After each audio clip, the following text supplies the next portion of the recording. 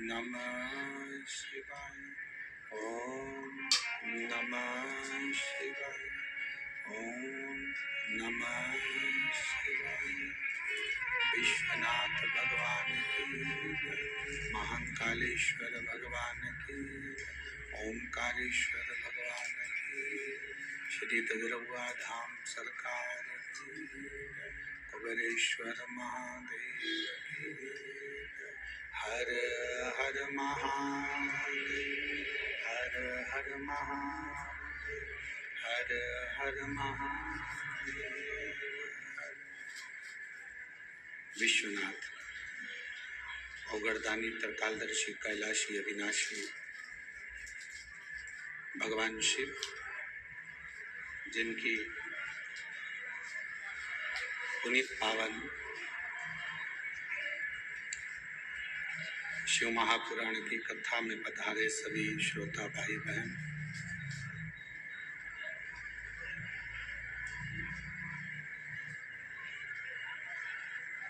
व्यासपीठ की शोभा बढ़ा रहे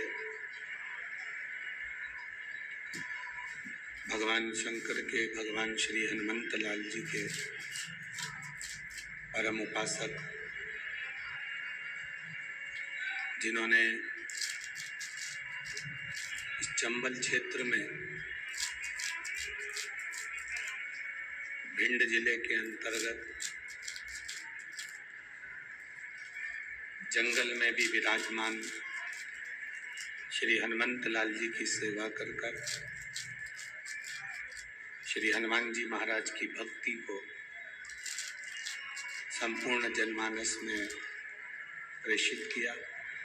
ऐसे परम पूज्य महामंडलेश्वर 1008 पूज्य महाराज जी ददरवा धाम सरकार, जिनकी भक्ति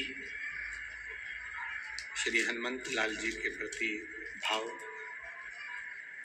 संपूर्ण क्षेत्रवासियों का कल्याण कर रहा।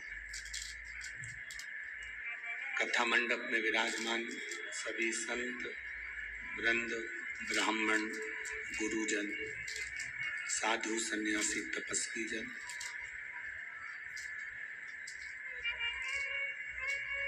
कथा के मुख्य यजमान के रूप में शिव पार्वती के रूप में विराजमान श्री अखिलेश तिवारी जी इटावा उत्तर प्रदेश से हैं। भाग्यशाली हैं जो गुरु कृपा से, श्री हनुमान जी महाराज की कृपा से, बाबा देवादिदेव महादेव की कृपा से आप कथा के मुख्य यजमान का पद में भटकते रहो।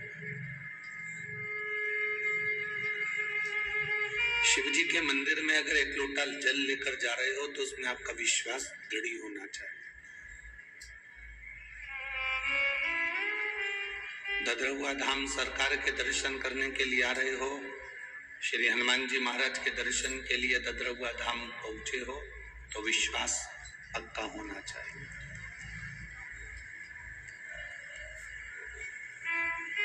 एक गंगा बह रही है, जिसने गंगा मां के जल को जान लिया, गंगा माता की पवित्रता को जान लिया, तो गंगा मां है।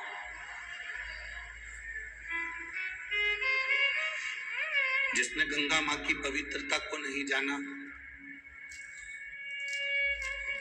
गंगा माता के भाव को, जल को नहीं जाना, तो गंगा बहता हुआ पानी है।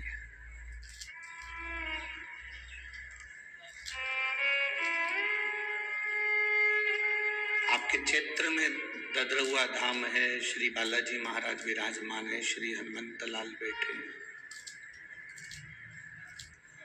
डॉक्टर हनुमान, सखी हनुमान के रूप में यहाँ विराजित है।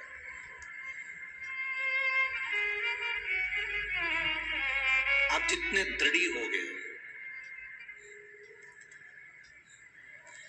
भगवान के प्रति, जितना तुम्हारा विश्वास पक्का होगा, जितना भरोसा पक्का होगा, उतनी जल्दी मेरे भोलेनाथ जी उतनी जल्दी श्री हनुमंत लाल जी आपकी सुनते हैं और आपका कल्याण करते हैं। आपका भरोसा पक्का।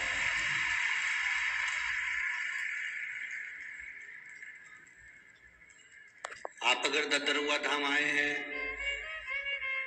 केवल देखने के लिए आए हैं कि मैं तो देखने के लिए जा रहा हूं, आखिर ये डॉक्टर हनुमान है क्या, मैं तो देखने के लिए जा रहा हूं ये सखी हनुमान है क्या, तो वो लाभ आपको नहीं मिलना। आप पूर्ण समर्पण से जब पहुंचेंगे, आप पूर्ण विश्वास के साथ जब भगवान के मंदिर में जाएं, पूर्ण भरोसे के साथ जब भगवान की चौखट पर जाएं, तो उसका सुख आपके जीवन को भी आनंदित कर देगा।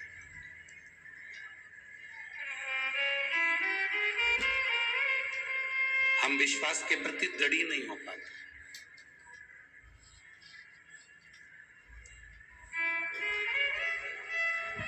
एक विश्वास जब पक्का होता है, विश्वास जब दृढ़ होता है,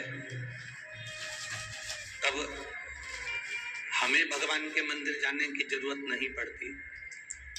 जब हमारा विश्वास पक्का हो जाता है, भरोसा पक्का हो जाता है, तो हम मंदिर नहीं जाते। मंदिर के डॉक्टर हनुमान हो चाहे भोलेनाथ जी हो, वो हमारे घर तक आते हैं, हमको देखते हैं। अगर विश्वास पक्का है तो, भरोसा पक्का है तो, दृढ़ है तो,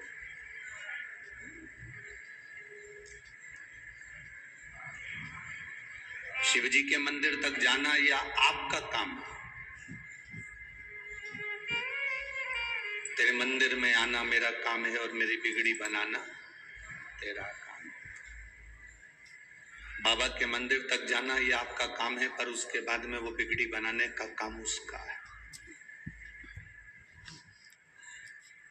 आप उसकी चौखट तक पहुंच गए, ये जवाबदारी आपकी है। उसने आपको संभाल लिया, आगे फिर उसकी मर्जी।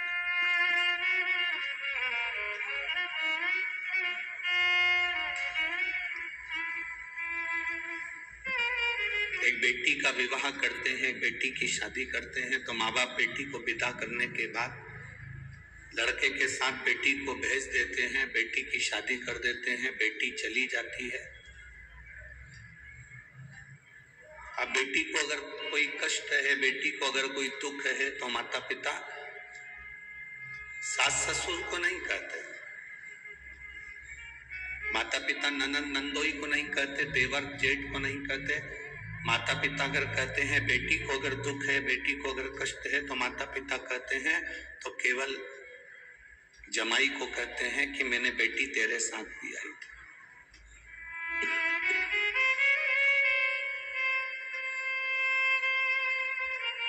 इस बेटी की शादी मैंने तेरे साथ करी।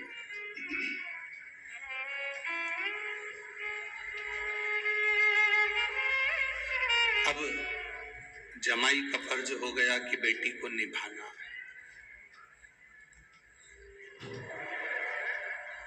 अब ये बेटी का फर्ज है जमाई को निभाना।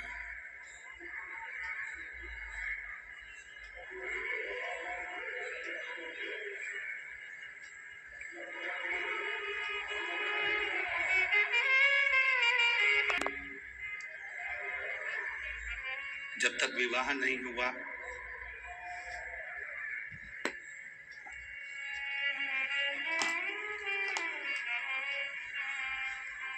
जब तक शादी नहीं हुई, जब तक विवाह नहीं हुआ,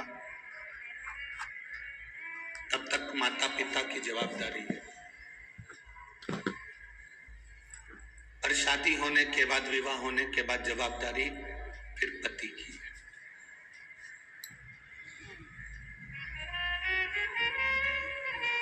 और पति की पूर्ण जवाबदारी है। जब तक आप मंदिर तक नहीं आए, जब तक आप भगवान के दरवाजे तक नहीं गए, जब तक आप एक लोटा जल लेकर भगवान के चौखट तक नहीं पहुंचे, तब तक जवाबदारी आपकी है। और जब आप देव अधिदेव महादेव की चौखट तक पहुंच गए, भगवान के मंदिर तक पहुंच गए, एक लोटा जल लेकर शिव के द्वार तक पहुंच गए। फिर जवाबदारी उस भोलेनाथ की है, ददरौआ धाम सरकार की। भगवान पुरुषोत्तम, हमारा पूर्ण समर्पण हमने परमात्मा को दे दिया। जैसे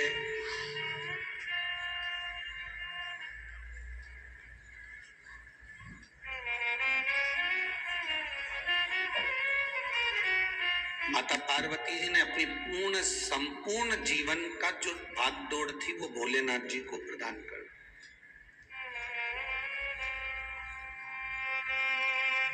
अब भगवान शिव उनको जैसा रखें, भगवान शंकर जैसा रखें, वो निभाती है। हमारी तमन्नाएं बहुत सारी हैं, हमारी आशाएं बहुत सारी है, और हम आस लगाकर भी बैठे हैं। तो किससे आस लगाकर बैठे हैं? संसार वालों से। मेरी जेठानी मुझे ये दे देगी, मेरी सास मुझे रकम दे देगी, मेरा ससुर मुझे प्रॉपर्टी का हिस्सा दे देगा, ये जो मकान है इस मकान के 3 हिस्से हो जाएंगे, एक हिस्सा बड़े बेटे को, एक हिस्सा छोटे बेटे को, एक मंझले को मिल जाएगा। हमने आस दूसरों से लगाई।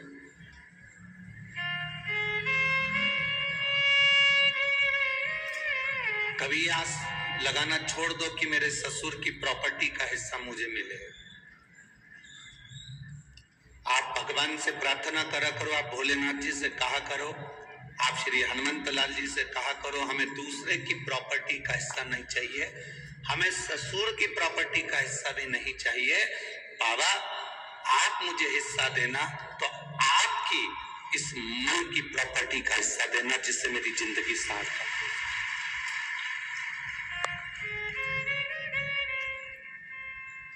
मान लो ससुर ने, सास ने आपको थोड़ा बहुत ज्यादा दे भी दिया, और मालूम पड़े वो बेटा तुम्हारा ऐसा ही निकल गया, मालूम पड़े कहीं डब्बे में लगा दिया, कहीं जुए में लगा दिया, मदिरापान में लगा दिया, वेश्यावृत्ति में लगा दिया, कहीं गलत जगह लगा दिया, तो वो तुम्हारा जो मिला हुआ धन है वो तो बर्बाद हो गया। भगवान से कहा करो कि मेरे भाग्य का मुझे मिले, मुझे दूसरे के भाग्य का चाहिए ही नहीं। यदि भाग्य में होगा तो मिलेगा जो।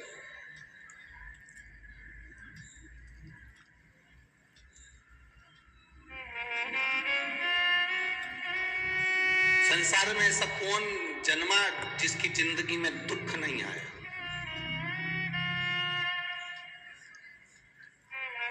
करोड़पति के घर में भी पैदा हो जाते तो दुख जिंदगी में पीछा नहीं छोड़ता।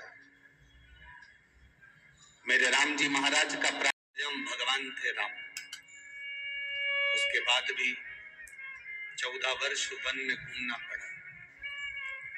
भगवान कृष्ण का प्राकट्य भी स्वयं भगवान कृष्ण द्वारका के राजा थे, इसके बाद भी उनकी जिंदगी में दुख तकलीफ कष्ट आता रहा। उनके जीवन में दुख आता रहा, उनकी जिंदगी में कष्ट आता रहा। चाहे रामकृष्ण परमहंस जी हो, स्वामी विवेकानंद जी हो, चैतन्य महाप्रभु जी हो, श्रीमद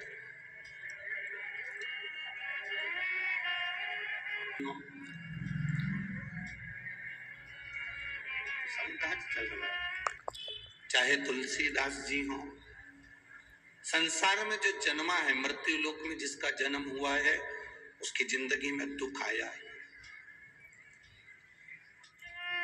पर जितने राष्ट्र के संत हुए, जितने राष्ट्र के साधु हुए, सन्यासी हुए, तपस्वी हुए, साधक हुए, उपासक हुए, इनका दुख मिटा कैसे? बहुत सारी जमीन जायदाद इन्होंने इकट्ठी कर ली हो, तो मीराबाई के जीवन में तो राजरानी थी, मीराबाई पटरानी थी, तो भी तो दुख था। जीवन में ये नहीं है कि आपके पास में धन होगा तो दुख नहीं होगा, संपदा होगी, गाड़ी होगी, बंगला होगा तो दुख नहीं होगा। कई लोग कहते हैं मेरी जेठानी मुझे बहुत कष्ट देती है, देवरानी मुझे कष्ट देती है, सास मुझे कष्ट देती है, ससुर मुझे कष्ट देता है, या परिवार के लोग मुझे बड़ा कष्ट देते हैं, मेरे रिश्तेदार, मेरे अड़ोसी पड़ोसी नातेदार कुटुंब वाले मुझे कष्ट देते हैं, मुझे परेशान करते हैं, मुझे दुख देते हैं। हम दूसरे से क्यों कहें? वो तो परिवार वाले हैं। अपना ये खुद का शरीर, ये तो अपना खुद का है ना।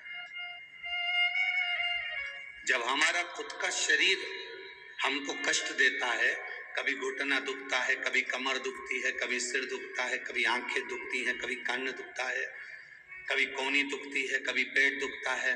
जब स्वयं का शरीर हमें दुख दे रहा है, स्वयं का शरीर हमें कष्ट दे रहा है, तो यह अंदाजा लगा कर रखो कि दुनिया वालों से आस छोड़ दो कि कोई तुमको सुख देगा। जब शरीर सुख नहीं दे रहा तो दुनिया क्या खाक सुख देगी?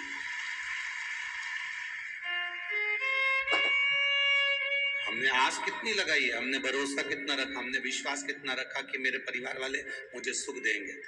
आप में से कई माताएं ऐसी हैं जो भगवान श्री बालाजी महाराज से रोज कहती होगी ददरहुआ धाम सरकार से, बाबा प्रार्थना करूं मेरे बेटे की शादी हो जाए, घर में बहू आ जाए, ऐसी कृपा करो भोलेनाथ, मेरे घर में बहू आ जाए, घर में बहू आएगी, गरम रोटी देगी, मेरी सेवा करेगी। अब इतनी सारी बुजुर्ग माताएं बैठी हैं, इनसे हाथ जोड़ के निवेदन करूं, तुम में से कितनों की बहू है जो देसी घी लगा के रोटी दे रही है, देसी घी लगा के जीवान से ऐसी दे रही है कि रोटी तो जान दो,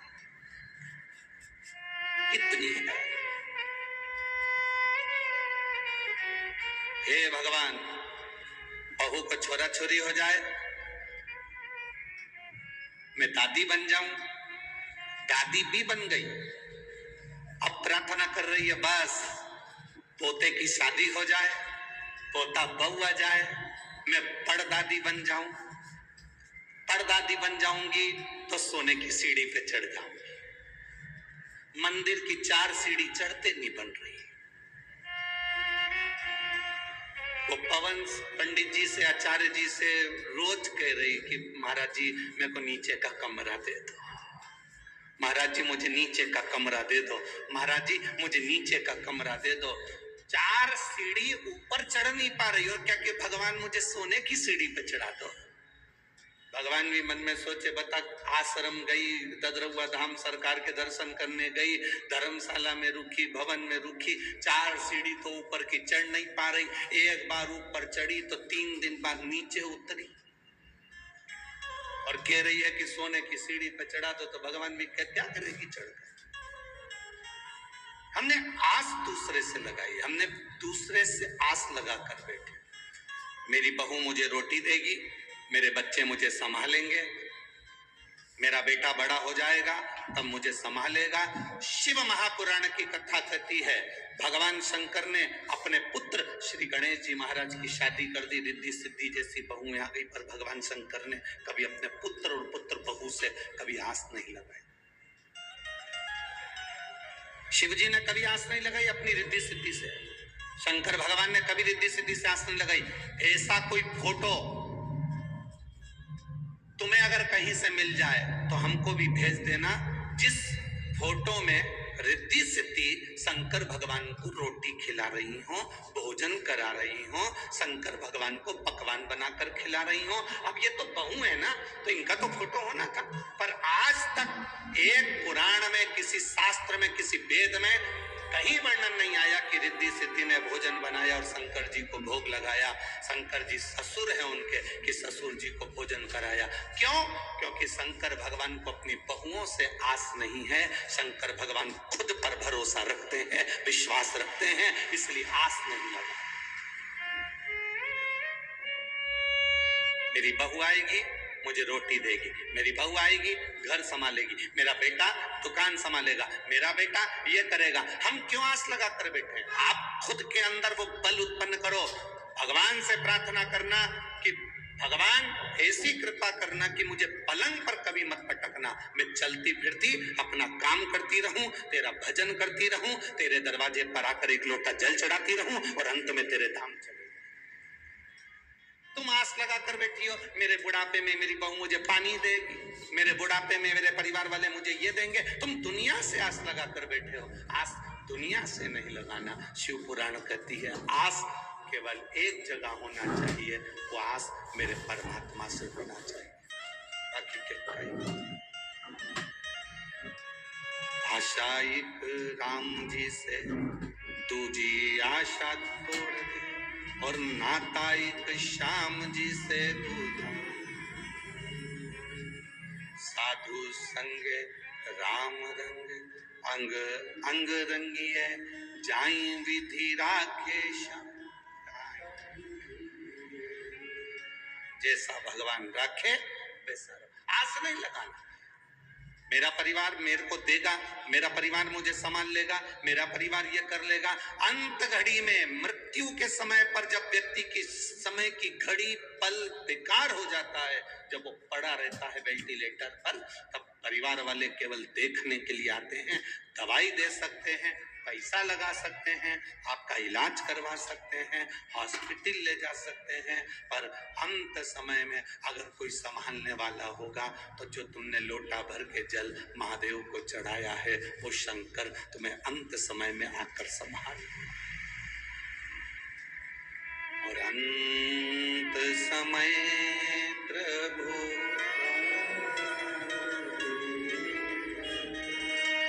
आप लोगों को आता है? जरा जम के बोलो अंत समय।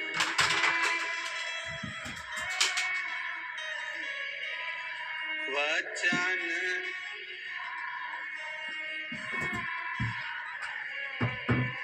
आए ना कुटुंब अंत समय प्रभु आना पड़ेगा। वचन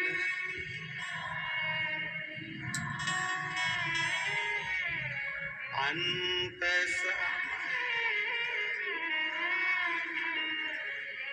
कोई आए ना पर वो जरूर आए।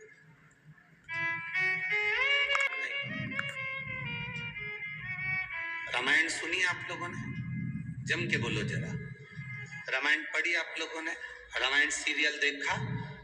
रावण के यहां पर श्री हनुमान जी महाराज पहुंच गए।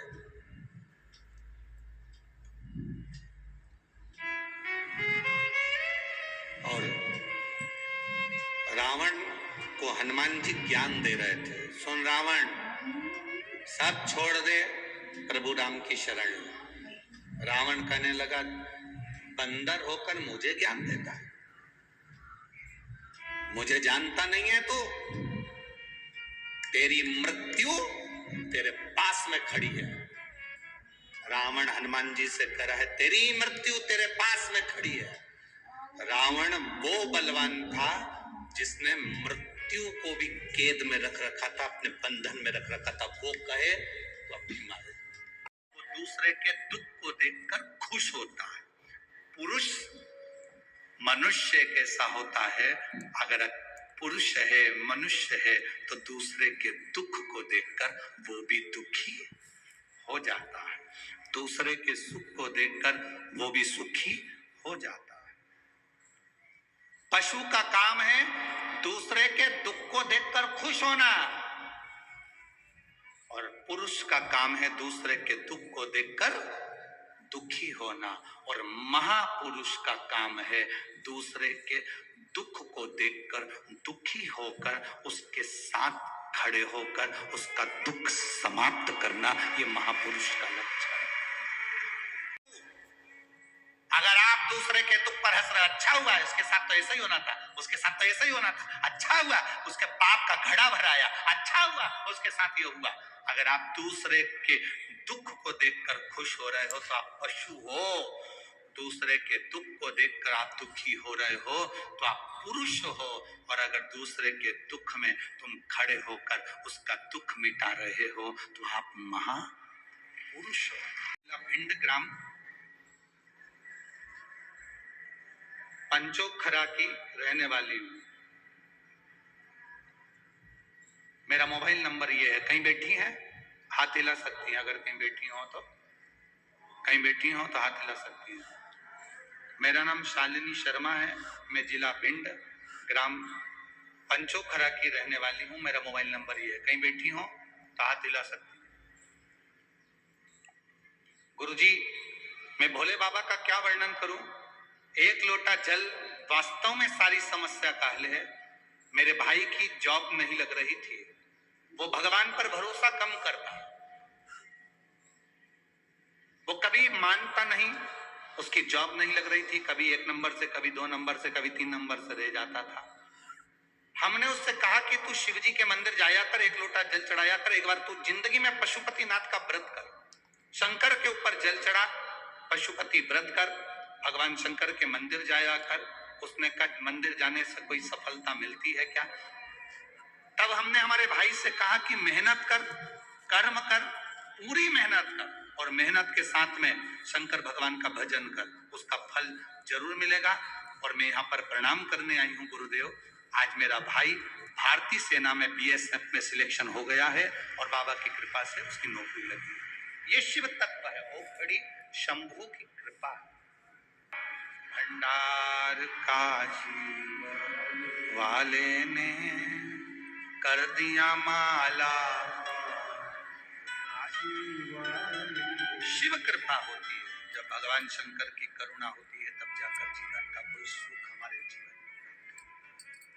शिव कथा कर, भगवान का संवाद कर। नारायण कहते हैं शंकर मेरे पिता हैं, देवादिदेव महादेव मेरे पिता हैं, मैं उनके चरण देखना चाहूंगा, मैं उनके चरण देखना चाहूंगा। महादेव के चरण ढूंढने के लिए भगवान विष्णु शिवलिंग के चरण ढूंढने के लिए पाताल में गए, और ब्रह्मा जी आकाश में भगवान शंकर का शीश देखने के लिए गए, शीश ढूंढने के लिए। भगवान नारायण को तो लगा कि भगवान शंकर के चरण तो मिल नहीं सकते, भगवान शंकर के चरण तो प्राप्त होंगे नहीं।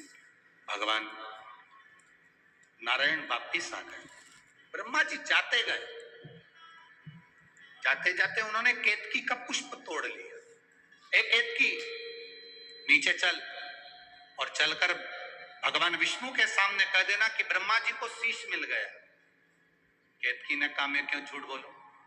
भगवान ब्रह्मा जी ने कहा केतकी के पुष्प, अगर तू मेरा पक्ष लेगा तो मैं तुझे सारे देवताओं पर चढ़ाऊंगा और सुगंधित बना कर रखूंगा। बस झूठ बोलना है तुझको, चल करेगा, एक झूठ तू बोल दे। केतकी ने कहा मान लो अगर मेरी बात किसी ने नहीं मानी तो ब्रह्मा जी गौ माता को साथ में लेकर आ गए। गाय से कहा कि तू चलकर एक बार नीचे झूठ बोल दे कि ब्रह्मा जी को सिर मिल गया। गाय कहती है अगर मेरी बात किसी ने नहीं मानी तू चल, तो इसमें मेरा लाभ क्या होगा? घर में जो पहली रोटी बनेगी वो तुझे मिलेगी। गौ माता से कह। केतकी और गाय को लेकर आए। भगवान नारायण ने पूछा ब्रह्मा जी तुम्हें भगवान शंकर का शीश मिल गया? ब्रह्मा जी बोले मैं बताऊंगा शीश मिला कि नहीं मिला, पहले आप बताओ आपको चरण मिला? भगवान नारायण ने एक बार सत्य कह दिया कि मुझे भगवान शंकर का चरण नहीं मिला। भगवान का चरण नहीं मिला तो शंकर भगवान ने कह दिया नारायण तुमने सत्य बोला है, इसलिए पृथ्वी पर आज से तुम पूजाओगे।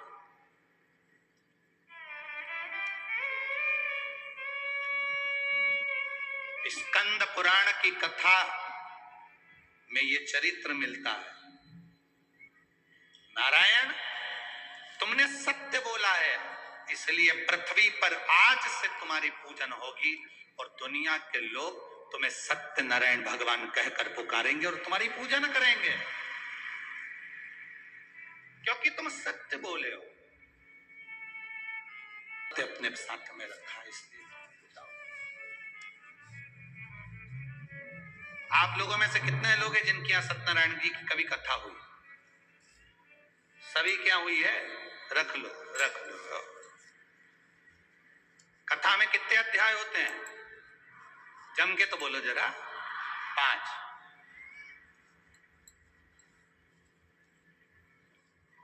सारे अध्याय पढ़े हैं? अरे बोलो तो जम के। सुने हैं? क्या बोलते हैं? गरीब ब्राह्मण था, बोलो सही है, कहीं गड़बड़ हो तो बता देना हो। और उसने बड़ा दुखी था, सत्यनारायण भगवान की कथा सुनी, पूजन करी। बोलो यही है ना? फिर एक लक्कड़हारा था, उसने सत्यनारायण भगवान की कथा सुनी, पूजन करी। फिर एक बढ़िया था सेठ, उसने सत्यनारायण भगवान की पूजन करी तो सुंदर कन्या का जन्म हुआ। अब हर व्यक्ति ने एक बात कही कि सत्यनारायण की कथा सुनी, सत्यनारायण की कथा करवाई, सत्यनारायण जी की कथा करवाई। 5 अध्याय में ये लिखा है, पढ़ा है कि सत्यनारायण जी की कथा करवाई, सत्यनारायण जी की कथा सुनी। पर समझने वाली बात यह है कि सत्यनारायण जी की इन 5 अध्याय में आया कि कथा सुनी, कथा करवाई, कथा थी कौन सी? वो कथा कौन सी थी जो लक्कड़हारे ने सुनी थी? वो कथा कौन सी थी जो ब्राह्मण ने सुनी थी? वो कथा कौन सी थी जो बनिया ने सुनी थी? वो कथा कौन सी थी जो राजा ने सुनी थी? वो कथा कोई दूसरी नहीं थी, स्कंद पुराण की और शिव महापुराण की। इस कथा में वर्णन आता है, ब्रह्मा जी के सामने, भगवान शंकर के शिवलिंग के सामने भगवान नारायण ने सत्य कह दिया था कि मैंने भगवान शंकर के चरण नहीं देखे। वो सत्यनारायण की कथा थी, वो सत्यनारायण की कथा। मैंने चरण नहीं देखे, एक बार मुख से सत्य कह दिया, उस दिन से भगवान सत्यनारायण की पूजन होने लगी। और पूजन तो तुम्हारी भी चालू हो जाए अगर तुम सत्य बोलना चालू कर दो तो। मना नहीं है।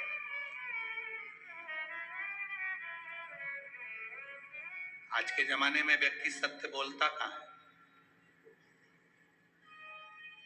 कहां सत्य? पूजन तुम्हारी भी चालू हो जाए अगर तुम एक बार सत्य कह दो तो पूजन होने में क्या? तब आया समय, ब्रह्मा जी से भगवान नारायण ने पूछा, क्या तुम्हें भगवान शंकर का सिर मिल गया? क्या तुम्हें भगवान शंकर का सिर मिला? ब्रह्मा जी ने उसी समय पर झूठ कह दिया, हाँ मुझे भगवान शंकर का सिर मिल गया। शिवलिंग में से आकाशवाणी हुई, ब्रह्मा तुम झूठ बोल। दुनिया में सब जगह पर झूठ बोल लेना चल जाएगा, पर शिव महापुराण की कथा कहती है, एक शंकर की कथा में, दूसरा शंकर के मंदिर में, शिवालय में कभी झूठ मत बोलना, वो नरक जैसा जीवन हो जाता है। सब जगह झूठ बोलो चलेगा। हम कई बार शिव महापुराण की कथा में कहते हैं, आप कथा में अगर आए हो तो अपने घर पर बता कर आओ। आप कथा में आए हो कह कर आओ।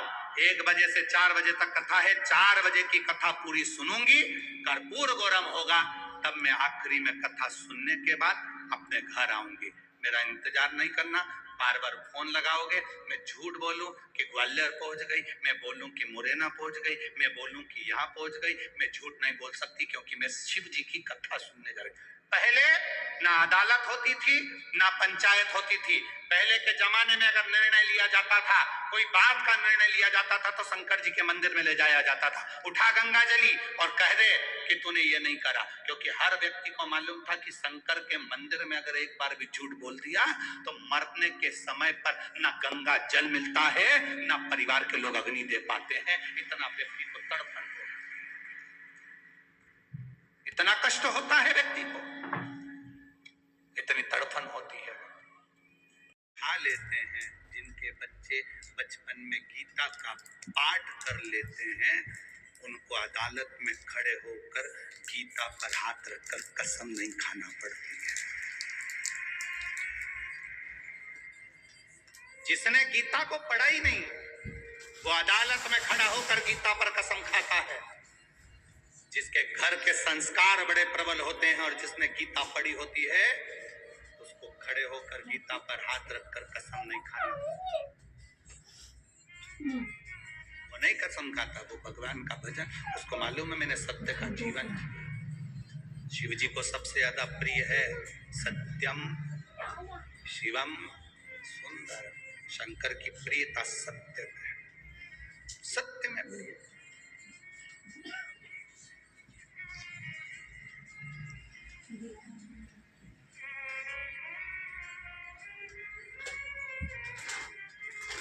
आपके भीतर जितना जितना सत्य प्रिय होगा उतनी जिंदगी की आनंद। ब्रह्मा जी के सामने, ब्रह्मा जी ने शिव जी के सामने झूठ कहा। अब झूठ बोलने का फल क्या है? ब्रह्मा जी ने झूठ बोला, कहा मेरी बात ना मानो तो केतकी के फूल से पूछो। झूठ को प्रूफ चाहिए, सत्य को प्रूफ नहीं चाहिए। असत्य को प्रूफ की जरूरत पड़ती है। आप ना मानो तो पूछो। केतकी के फूल से शंकर भगवान के सामने भगवान विष्णु, ब्रह्मा जी को सिर का दर्शन हुआ तो शिवलिंग में से आकाश वाणी हो गई, केतकी का फूल तो झूठ बोल रहा है। शंकर भगवान के शिवलिंग के सामने तूने झूठ बोला है केतकी के पुष्प, मैं तुझे श्राप देता हूं, सारे देवताओं पर केतकी का फूल चढ़ेगा पर शंकर पर कभी नहीं चढ़ेगा। फूल से भी अगर केतकी का पुष्प शंकर जी पर चढ़ गया तो 1000 गौ हत्या के बराबर दोष लगेगा। केतकी नहीं चढ़ेगी क्योंकि इसने झूठ बोला। इतने में ब्रह्मा जी ने कहा यह आकाशवाणी झूठी है, पूछना है आपको तो गौ माता से पूछ लो कि मैंने शंकर भगवान के शिवलिंग का दर्शन करा। भगवान नारायण ने हाथ जोड़कर गौ माता से पूछा, गौ माता आप बताओ क्या भगवान ब्रह्मा जी ने शंकर भगवान के शिवलिंग का दर्शन, भगवान शंकर के शीश का दर्शन करा? गौ माता ने भी झूठ कह दिया, भगवान ब्रह्मा जी ने शंकर भगवान के शीश का दर्शन करा है। क्रोध आ गया देवादिदेव महादेव को, शिवलिंग में से आकाशवाणी हो गई, हे ब्रह्मा ये गौ माता भी झूठ बोल रही है। हे गाय, जगत की तू मां कहलाती है गौ माता, पर तूने शिवलिंग के सामने झूठ बोला है। मैं तुझे श्राप देता हूं गौ माता, तेरा पूरा शरीर पूजा जाएगा पर तेरा मुख अपूज्य रहेगा क्योंकि तूने झूठ बोला। तो झूठ बोली है इसलिए कली काल में तुझे झूठन खाने को मिलेगी क्योंकि तू झूठ बोली, असत्य बोली, झूठ। कन्यादान आगे से होता है, वस्त्र दान आगे से होता है, अन्नदान आगे से होता है, स्वर्ण दान आगे से होता है, भूमि दान आगे से होता है। केवल सनातन धर्म में एक दान है गौ माता का जो आगे से नहीं होता। गाय के पीछे खड़े होकर पूंछ पकड़कर गौदान करना पड़ता है क्योंकि गाय आगे से मुख से झूठ बोली थी इसलिए पीछे से दान होता है। हमारे यहाँ गौदान आगे से नहीं होता, पूंछ पकड़कर पीछे से किया जाता क्योंकि गाय ने झूठ बोल दिया। तू झूठ बोली है। सारे सनातन धर्म में जितनी परिक्रमा होती है आगे से होती है। हनुमान जी की परिक्रमा करो आगे से, पीपल की परिक्रमा करो आगे से, देवी की परिक्रमा करो आगे से, देवता की परिक्रमा करो आगे से। केवल गौ माता की एक परिक्रमा ऐसी होती है जो गाय की पूंछ से चालू होती है और पूंछ पर विराम होती है, पीछे से चालू होकर पीछे विराम, आगे विराम ही नहीं होती क्योंकि इसने शिव जी के सामने झूठ कह दिया। एक झूठ बोलने वाला व्यक्ति का जरा विचार करिए कि उसको जिंदगी भर झूठन खाना पड़ती है।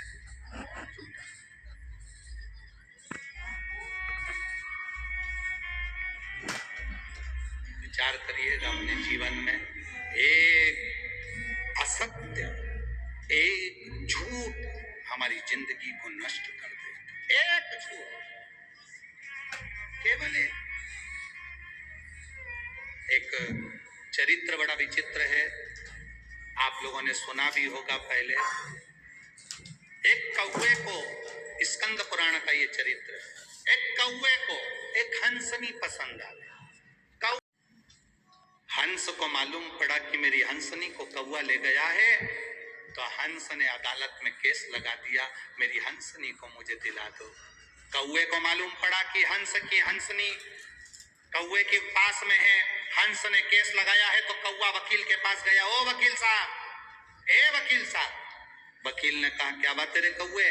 कौवा कहता है मैं हंसनी को लेकर आया हूं और हंस ने अदालत में केस लगाया है, पर हंसनी मेरी होना चाहिए।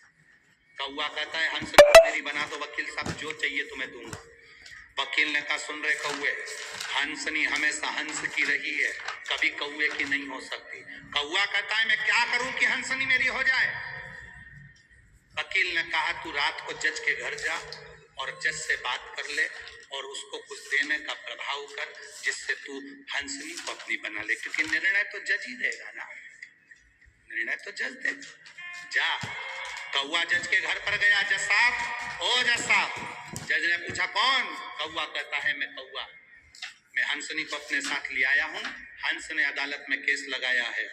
जज साहब, व्यक्ति की 7 पीढ़ी बैकुंठ में है कि नरक में, या तो कौवा जानता है या ब्राह्मण जानता है, इसलिए 16 श्राद्ध में दोनों को खिलाया जाता है। व्यक्ति की 7 पीढ़ी को बैकुंठ में है कि नरक में, या तो ब्राह्मण जानता है या कौवा जानता है, इसलिए 16 श्राद्ध में कौवे को भी भोजन कराते हैं, ब्राह्मण को भी भोजन कराते हैं। मैं कौवा अपनी दृष्टि से देख रहा हूं, आपकी 7 पीढ़ी बैकुंठ में है। अगर जज साहब कुर्सी पर बैठकर तुमने एक निर्णय दे दिया, हंसनी को मेरा बना दिया, तो मैं तुम्हें जीते जी तुम्हारे दादा परदादा से मिलवा दूंगा बैकुंठ में, ये मेरी शर्त है। बस आप एक काम करो, हंसनी को मेरा बना दो। जज ने सोचा इतना सही तो काम था, कौवे की हंसनी बनाना है। जज कुर्सी पर बैठ गए। कुर्सी पर जज बैठा, सुनवाई हुई। जज ने निर्णय दिया हंसनी हंस की नहीं है, हंसनी कौवे की है। पूरा अदालत हाहाकार करने लगी है, कहां का निर्णय, हंसनी कौवे की? पर जज ने निर्णय दिया, लोगों को स्वीकारना पड़ेगा। कौवा खुश हो गया, हंसनी रोने लगी, हंस रोने लगा। जज ने कहा सुन कौवे, मैंने अपना काम कर दिया, अब तू मेरे दादा परदादा से मिला। कौवे ने कहा चलो जज साहब। जज गाड़ी में बैठा, कौवा आगे आगे चला। गाड़ी से चलते चलते शहर से बाहर निकले, नगर से बाहर निकले, खेड़े से बाहर निकले, जंगल में पहुंच गए। कौवे ने जज से कहा जज साहब उतरो गाड़ी से, आओ मैं तुम्हारी दादा परदादा से मिलवाता हूँ। जैसे ही जज गाड़ी से नीचे उतर कर आए, उन्हें इतनी बदबू आ रही थी कि जज ने मुख पर रुमाल रख लिया। जैसे मुख पर रुमाल रखा, जज ने कहा तू तो कह रहा था कि मेरी 7 पीढ़ी बैकुंठ में है, कहाँ लेकर आ गया?